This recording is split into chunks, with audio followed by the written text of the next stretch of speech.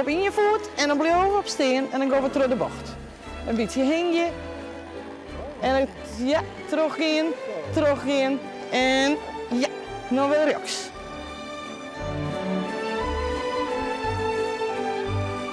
Schaatsen zit hier hard, dat is het allerbelangrijkste.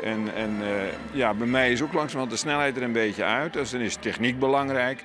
En ik heb een zwager gehad, die Nederlands kampioen. Dus in de familie was het, ja, het was een beetje het buitenbeentje in de familie. Maar dat betekende in die zin ook wel dat ja, je wel bekend met schoonrijden.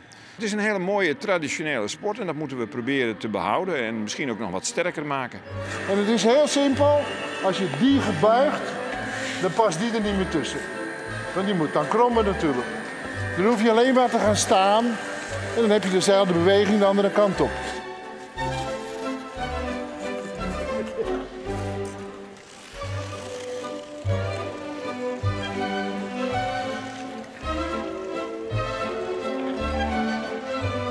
Ja, je krijgt even pronkrieden. Hoe gaat het? Ja, het zit wel lekker hier, maar het is heel wat anders als het harde rieden, of tenminste het snelle rieden wat bij de 50 Riesclub binnen. Ja, hoe zo? Ja, het is hier, dan is de snelheid, hè? En dit is meer schoon en hele oude haringen wat daar passen. Maar het is wel mooi, hè?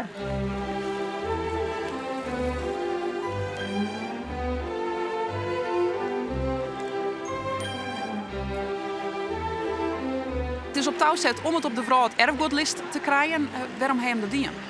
Dat hoop je natuurlijk dat het tot nieuwe leden leidt en dat meer interesse komt voor deze sport.